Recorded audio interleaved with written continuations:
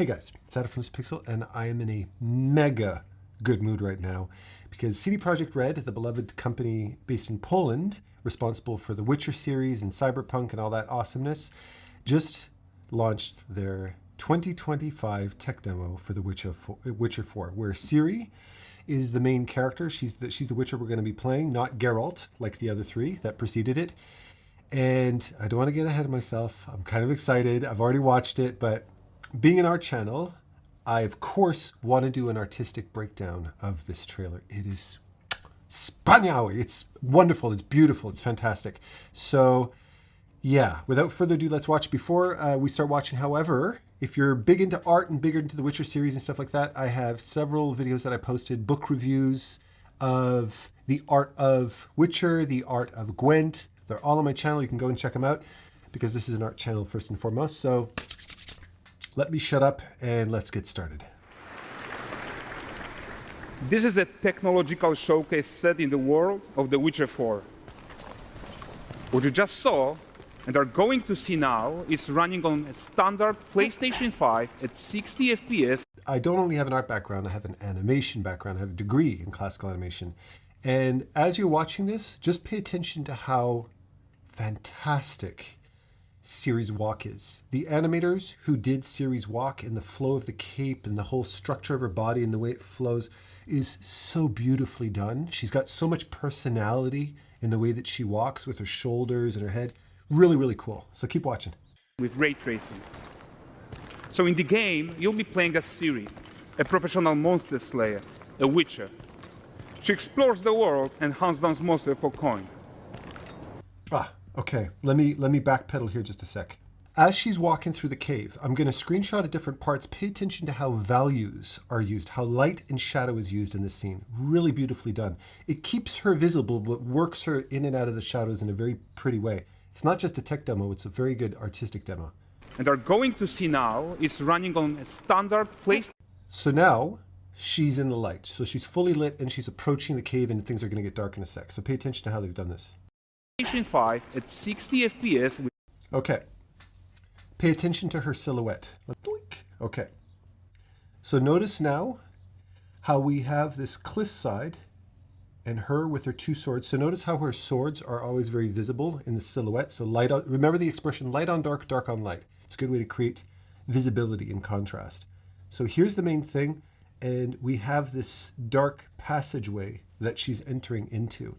So notice how her head is above the rocks, kind of framing her head like that, okay?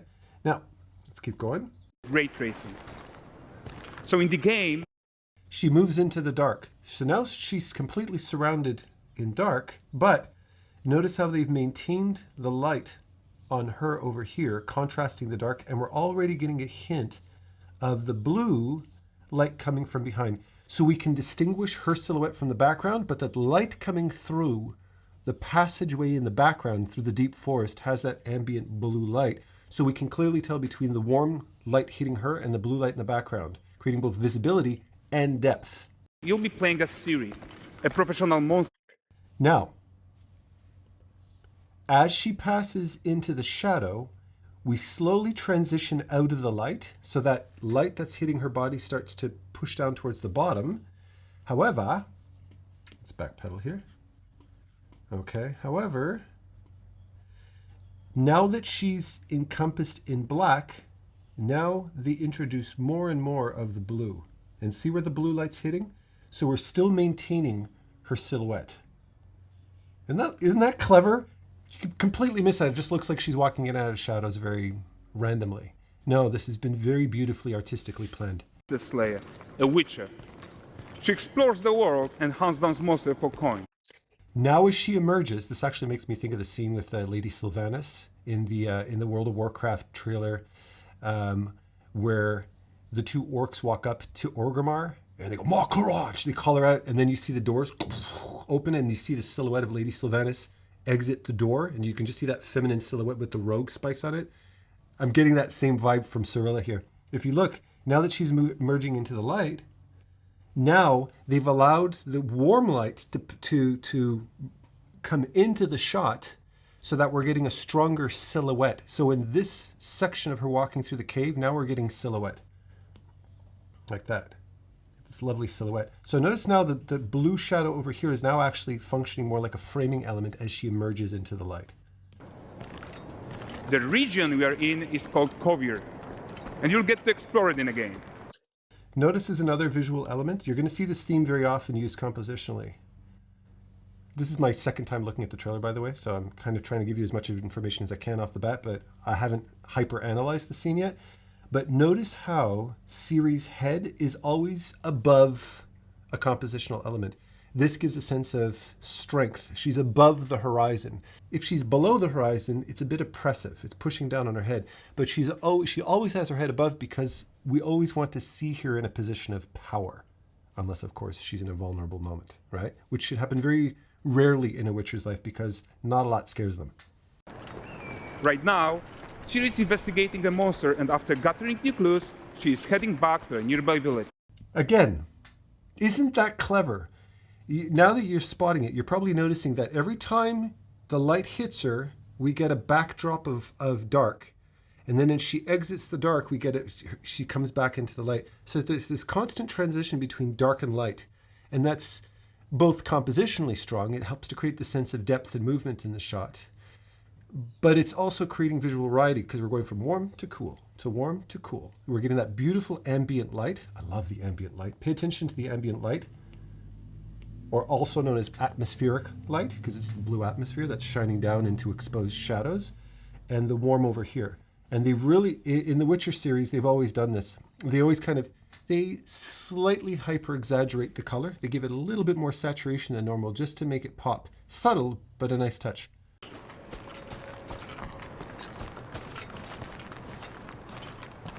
All right, everyone, meet Kelpie. Let weeds be weeds, Kelpie. Let's go back.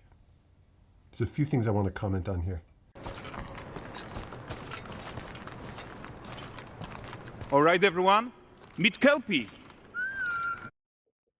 What's just happened here, which you might not have noticed, is there was a focus shift, essentially. They've changed the depth of field. So notice we were getting a little bit more of a wide shot. It looks like maybe a 24 millimeter wide shot. I'm currently, if you look at my shot, I'm shooting at 35 millimeters, okay? 35 millimeters is a little touch wide of a standard human focal length. Usually human focal length is around 50. But what they've done is, I'm guessing she's probably at around a 24 because you're getting a little bit wider than normal without feeling like a fisheye lens, so to speak. But the moment Kelpie comes into shot, and I'm very happy that she's got her horse. I loved Roach, and now we've got Kelpie. Perfect name. I love it. And she gets pulled into the foreground a little bit, but you'll also notice that there's a depth of field shift where Kelpie goes, because when you're zooming in with a lens, it takes the background and it pulls it in like that at the same time. So there's this camera lens shift, which is really cool. And then pay attention to her face. Let weeds be. Okay. Notice how Cearley's face, if you saw the original announcement trailer where we got that little scene where she goes into the forest and she fights that monster and all that kind of thing, really well done. But a lot of people had commented on Cearley's appearance. Like, people have gotten very used to seeing the way Cearley looked in the Witcher series. And she did get older at that point too. She wasn't just a little girl. But there was a little something off with the eyes, I felt. I felt like the shape of her face was a little bit too diamond and her eyes felt a bit wide. It might have just been the focal length you were using, but it appears to me that they've brought the cheeks in slightly to match the dimensions that we've gotten very used to when it comes to Cearley. People are very, very sensitive to that. And I noticed a lot of people that said, she looks a little off. My guess is, I'll have to do an A-B comparison. I might be wrong. But it looks to me as though they've brought the cheekbones in a little bit, maybe scaled her eyes, because Cearley had big eyes. I think they maybe raised the eyebrows slightly, narrowed the face, little tweaks, so that she matches those classic Cearley proportions. When you change proportions, it can irk people, because she's a very, very loved character in the series. So, well done. She looks awesome. Weeds, Kelpie. So just like Geralt had Roach, Cearley has her own loyal companion. We return to town. These two characters need to feel like one. See the camera? It was like this. And then as she came back in the shot, it went back into third person and went like that. So the camera focal length also changed at the same time that it was zooming away. It's a subtle little shift, but it takes us from cinematic mode, which is a little bit more zoomed in, to more gameplay mode where it's a little bit more zoomed out. Really nice. You're gonna explore the world on horseback. Riding needs to feel seamless, natural, and just fun. Yeah, and to support that, we're introducing multi-character motion matching in Unreal. So Siri and... Can we take a little moment? I fucking love her outfit. I want that outfit. I want a guy's version of that. It is so cool. That matte black kind of velvety kind of long cloak. In her case, it tapers up high because it gives her more of a feminine waistline over here, and then it fans out with the beautiful little trim of burgundy at the bottom. This is why I love Polish art. You're getting Polish influence in here because Polish art is just absolutely beautiful. And then when she lifts her leg to get on the horse, you get that little catch of shiny leather black. So you've got these two beautiful textures, the matte soft velvety black with the shiny leather, and that contrast of leather pants to that velvety top is a really lovely touch. Kelpie, they're perfectly synchronized when mounting from any angle and speed. And we also support root motion movement on Kelpie, so controlling her feels realistic and grounded. And there are also some really nice improvements to our Unreal Chaos Flesh Solver and these machine-learned deformations. So you've got realistic muscles moving and stretching under Kelpie's skin without compromising the performance there.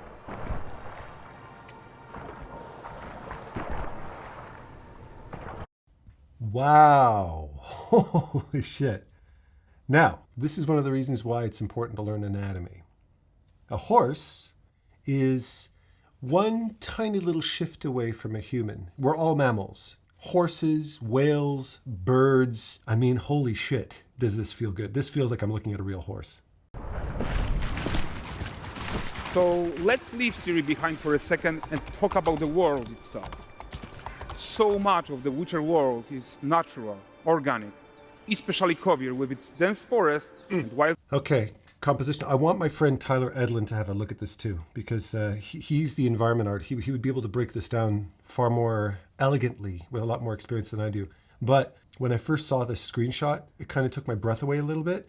The thing that I thought was really pretty that they did here was how they split it into 3 different colors like this. They have the green, blue, and the red.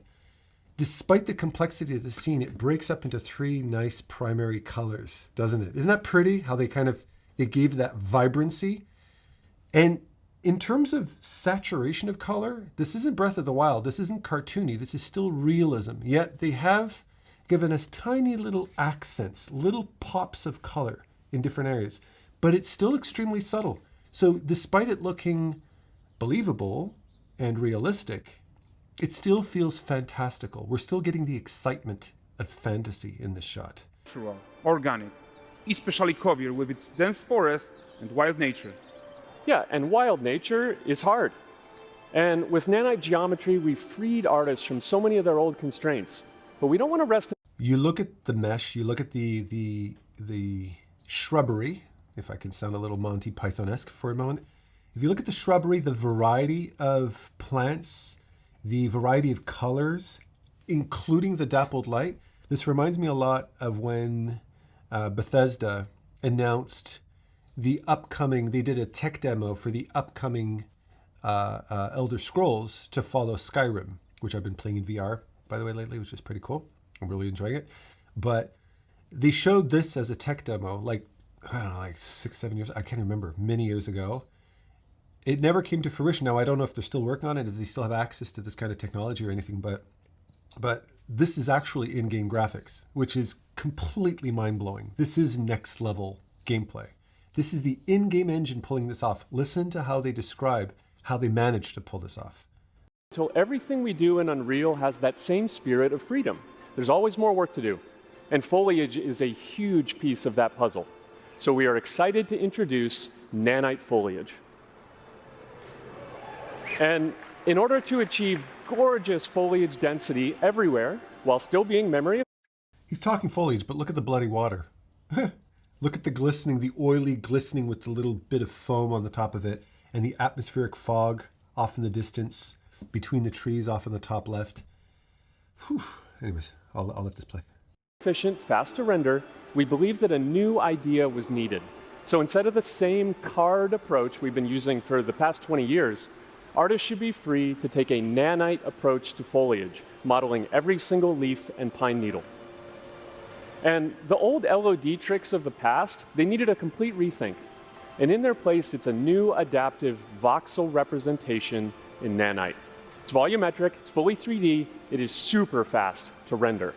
And these dense clusters of triangles turn into these cubes, which at a distance, they're no larger than a pixel, and they react to the changing light of our dynamic sun and our shadows, and they allow artists to render whatever amount of foliage is needed to achieve their vision without compromise. And no compromise means how ambitious we are when it comes to bringing our vision to life with incredible visuals. But more than that, together with Epic, we created faster way to load the world. We can now bring in more content more quickly for the smoothest possible experience as we fly down to catch up with Cearley.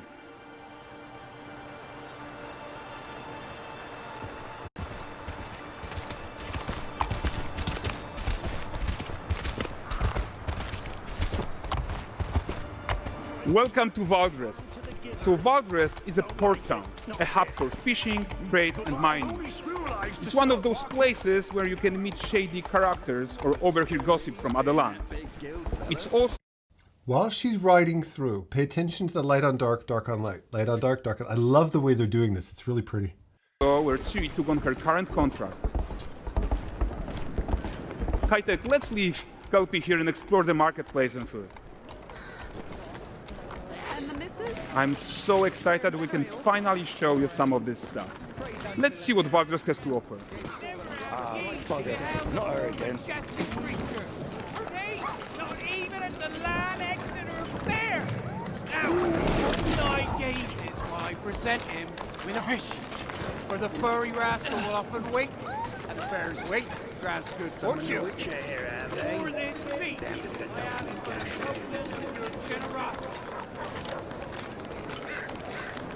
Pardon. Guys, notice how responsive the world is. Character actions directly affect what happens around you, sometimes even setting off chain reactions. Everything is working together.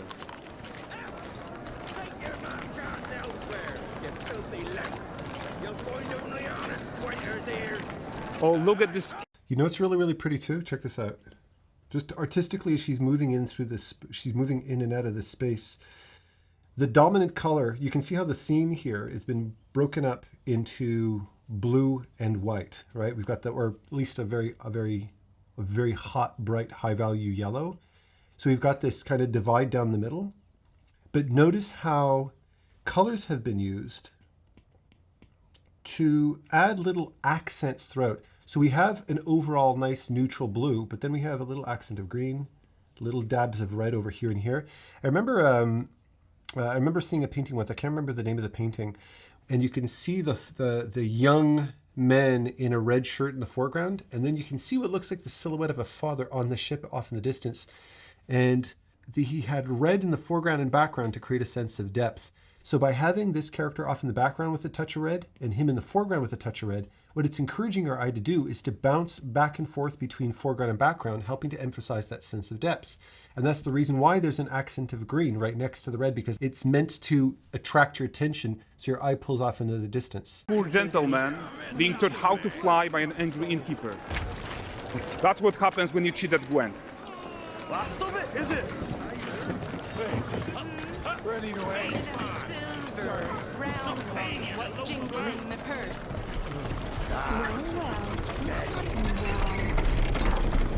Okay, so this is the guy who gave the series quest his own. Like you probably suspect, he has his own agenda in all of this. You off your tits again, Wilfred? Get your ass up.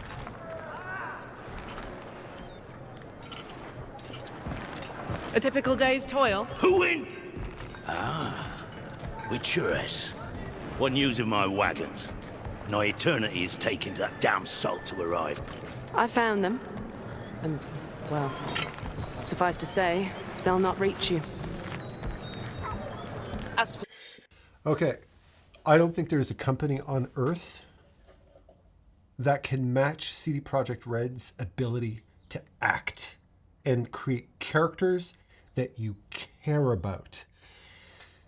Every single side quest in the Witcher series, every single side quest, every single character or NPC that has any kind of dialogue in the Cyberpunk series, and I can't wait to play Cyberpunk in VR. Oh my God, that's going to be exciting. I just realized that. Sorry, going off on a tangent there again. The way they develop characters, like for a perfect example would be the love triangle between Geralt, Triss, and Yennefer.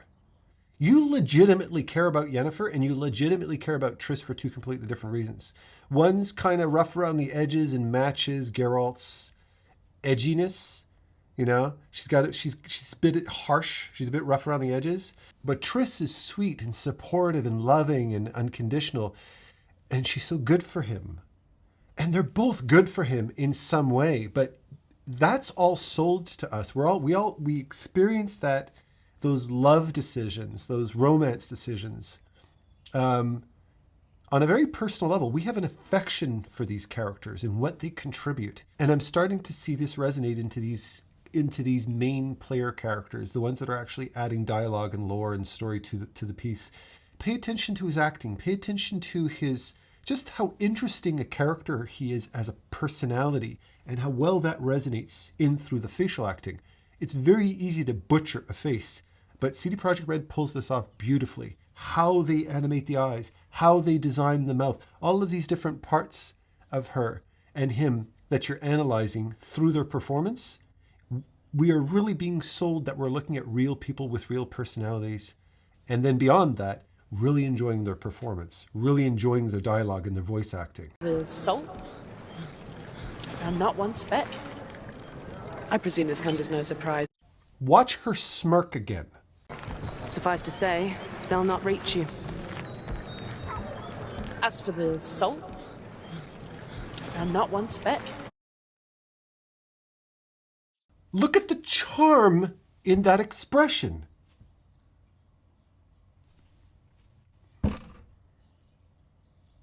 She's CGI for fuck's sakes. Look at the charm. Look at the glint in her eye. There's this inner knowledge. There's this, it's not contempt in the evil sense of the word, but she's clever. She knows better. She's showing intellectual superiority in her smirk, but there's a playfulness in the eyes while she's smirking, and there's a prettiness in her face while she's smirking. There's this all-encompassing, amazing actor sitting in front of us. I'm gushing. I'm gonna try to be a little bit less emphatic, but I'm so fucking excited about this. I presume this comes as no surprise to you. No. She smirk. I don't give a shit. This is my channel. Adam, stop rewinding. I'm gonna rewind.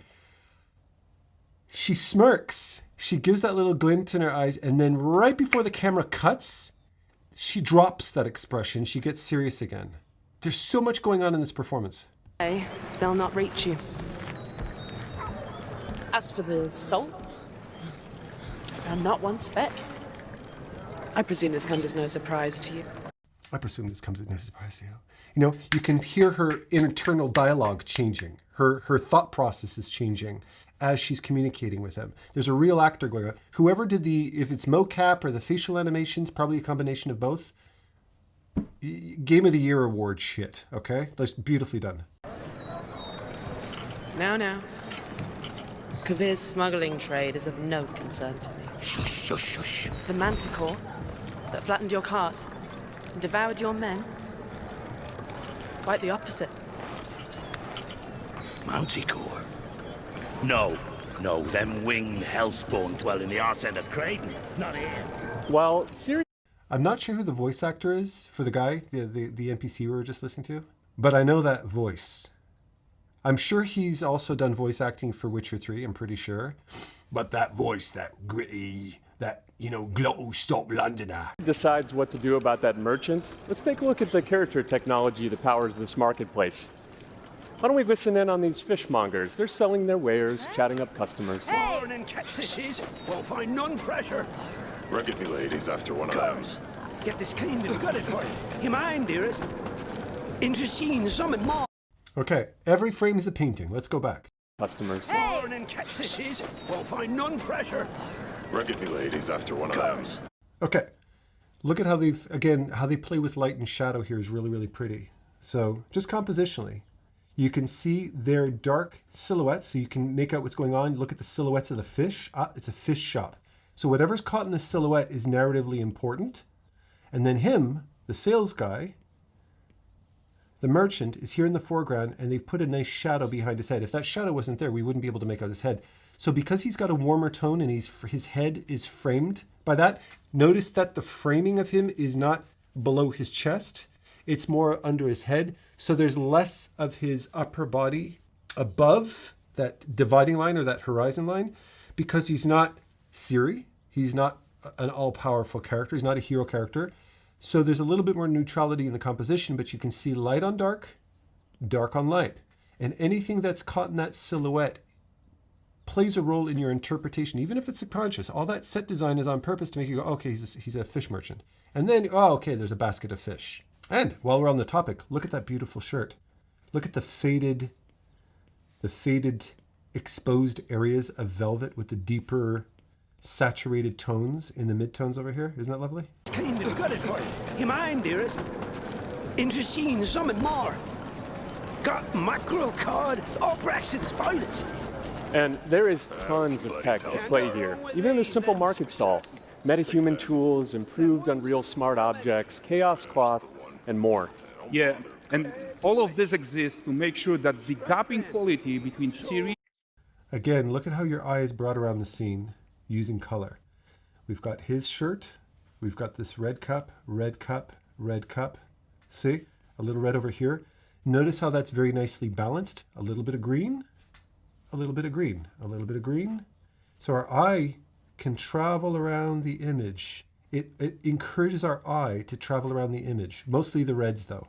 See? Isn't that pretty? and NPCs is as small as possible. Yeah, and closing that gap, it's not just about fidelity, right, but also authenticity. They should react to changes in the world around them. But the prisoner in pillory isn't exciting enough for Valdrest. Let's grab everyone's attention with a circus. See how that was done? Storyboard artists. My shout out to the storyboard artists for planning that into the shot. Up until this point, we're dealing with the blues and oranges, very neutral tones. Sometimes if we want to get more of a wow shot, we have that beautiful landscape with the three primaries. But once the circus comes into the shot, these flags come right into the foreground, and they're very, very saturated multicolors because they're meant to create networks. We're meant to feel the sense of excitement in the shot. So now those flags have come right into the foreground to take over the color scheme and give us a little bit of splash of excitement. On them. But the prisoner in pillory isn't exciting enough for Valdrest. Let's grab everyone's attention with a circus. Did you know? No! But the prisoner in pillory isn't exciting enough for Valdrest. Let's grab everyone's attention. There, see? Look at how now the proportion of higher contrast, saturated tones, the colors here in the background, these oranges and blues back here. See? Isn't that lovely? Attention with a circus.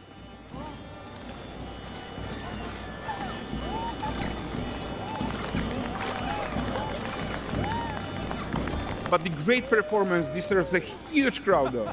Let's crank it up.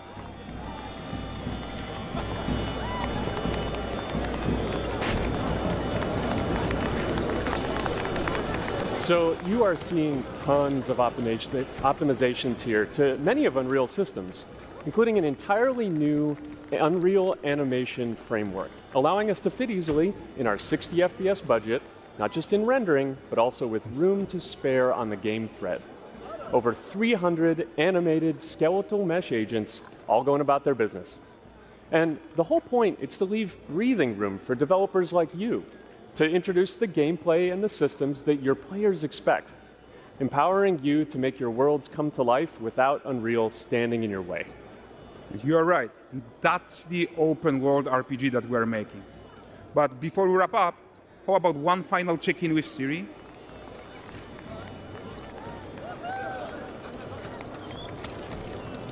We are making this game to be the most immersive and ambitious open world. So now we're back in nature. We've left the circus, and now they neutralize the entire scene with blue to kind of calm the eyes down. So if you're somebody doing color scripting for a film beat, for instance, watching my art books, any art book reviews, particularly things for like Pixar films and animated films and stuff like that, you'll get what's called a color script. So if you have a moment of excitement, like what we just saw with the circus, you want to calm the palette. You want to neutralize the palette. It's like you know, taking a sniff of coffee grains right after testing a perfume on your wrist. You get overstimulated, so you have to neutralize your senses so that you can come back, you bring people down, and then build it back up to a splash again. So you don't want to keep people hyperstimulated all the time, or they go brain numb at a certain point. Witcher game ever. And we are making this a reality thanks to our work on Unreal with the team at Epic. I think what we are doing together is going to bring in a new generation of open world RPGs, and I'm so proud of what we accomplished so far. We are too. So we're almost done, but before we go, here's a small gift for all Witcher fans. Okay.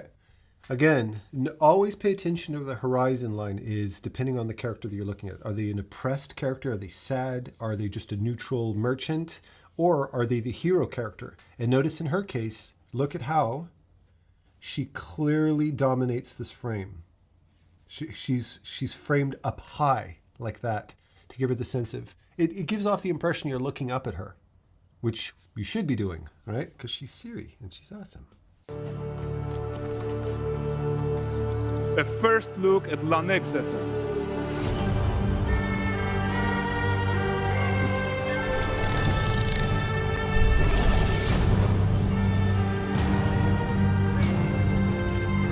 Onward, Kelby. We've worked.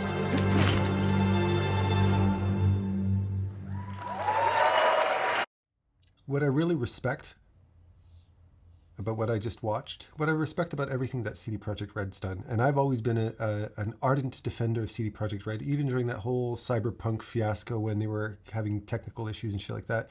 I've always strongly believed in this character, even if Witcher 4 comes out and it turns out to be very buggy at the beginning.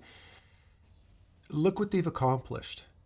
Look what they've accomplished. Look what value they're bringing you with all of this work. Again, these aren't actors. These aren't real sets. These are all created. This is all art you're looking at. It's live action art. The amount of work that went into the storyboarding, into the color scripting, into the artistic direction, into the composition, into the voice acting, into the facial animations and the horse's anatomy animation, into the NPC dialogue, into the character development, into the costume design, into the makeup design, into the directors of photography who work on lighting and all that kind of stuff, and the atmosphere. I mean, I'm barely touching the surface on what we just witnessed. The technical prowess of this, the innovation in the new technology.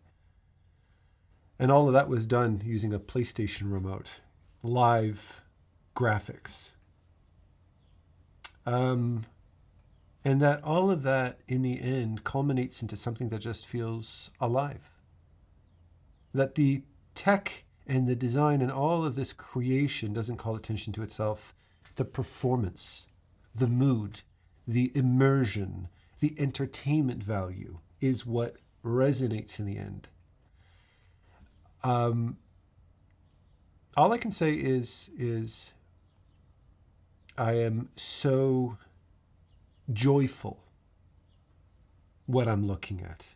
I'm so joyful at everything that CD Projekt Red has accomplished as a company, and that they still manage to maintain this depth and this quality and this authenticity, that they're not getting all commercial and annoying about it, that they still have this authenticity in their what they deliver to their audience. I can't respect that company enough. I can't respect every person in that company enough for everything that they've contributed to make this happen. My heart goes out to you. My heart goes out to all of you. Fantastycznie. I think it's absolutely breathtakingly beautiful. And I wasn't even thinking about Witcher at the beginning of my day, but now that's all I'm going to be thinking about until that bloody game comes out. CD Projekt Red, if you're listening, take as much goddamn time as you need to do this to the quality that you represent. And hopefully your shareholders or people who are helping to fund this don't put too much pressure on you, because this is a timeless work of art, and I am so on board with it. I love you guys to pieces. So hopefully you guys are excited as I am for the release of this. Leave your comments below. Let me know what your favorite part of this is and any artistic feedback you have on it. Rest assured, whenever there's a new demo or whenever there's a new announcement that comes out, I'm going to jump on that real fast. So thanks for watching, everybody, and take care.